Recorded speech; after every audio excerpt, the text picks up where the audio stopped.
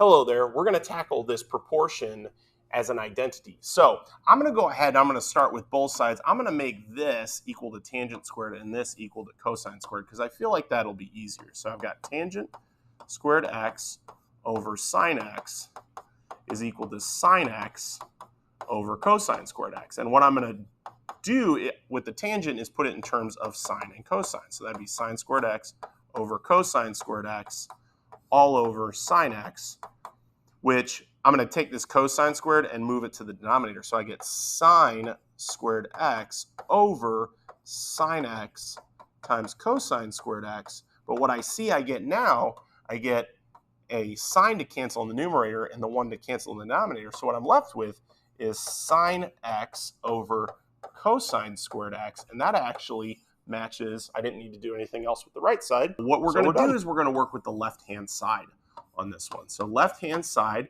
is the cosine x over 1 plus sine x. And what we're going to do is multiply by the conjugate of the denominator, is distribute this cosine. I'm not going to do that. So I'm just going to leave that cosine x times 1 minus sine x. However, in the denominator, we've got a difference of squares. Okay, so that ends up being 1 minus sine squared x. And now I've got an alternate to a Pythagorean identity. So I'm going to change this to be cosine x times 1 minus sine x all over cosine squared x. And now look what I can do. I can cancel 1 in the denominator and the cosine in the numerator, leaving me 1 minus sine x over cosine x, which is what I exactly have on the right side. So we're done. Here we are with another proportion identity. Now, traditionally, I like to take the left-hand side and I like to multiply by the conjugate of the denominator. But I'm going to take a different approach. And instead, what I'm going to do is I'm going to substitute secant squared x minus 1 into the numerator because that's going to create some nice relationships. Because what I have here is a difference of squares. So if I factor that, I wind up with a factor that I can cancel out. So now I'm just left with secant x minus 1. If I rewrite this as 1 over cosine x minus 1, I'm going to change the 1 to have a common denominator. So that's 1 over cosine x minus cosine x over cosine x. And now I can combine this to give me 1 minus cosine x over cosine x. And that is precisely what we have on the right-hand side. Hello there. This time we have a difference equal to a product, but no difference than when I do the sum equal to the product. I'm going to start with the left-hand side.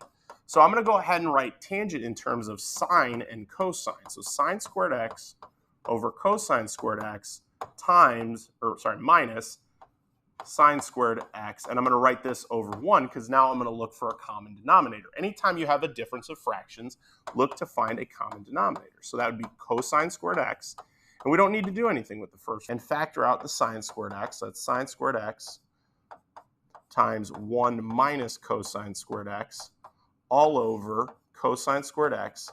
And now I'm going to use my Pythagorean identities. And this time I'm just going to write the cosine squared x, since it's multiplied, over this, because now I've got tangent squared x times sine squared x, and we are done. Here we have a little bit of an unusual identity to prove. We've got a quartic equal to a quartic, but a quartic of tangents equal to a quartic of secants. Well, I'm going to work on both sides at the same time. I'm going to factor out a tangent squared here, so that's tangent squared times the quantity tangent squared x plus 1.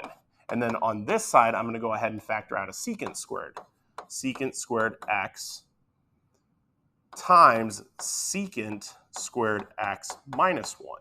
Now, here I will get secant squared x, so that's tangent squared x times secant squared x, and that gives me here a tangent squared x.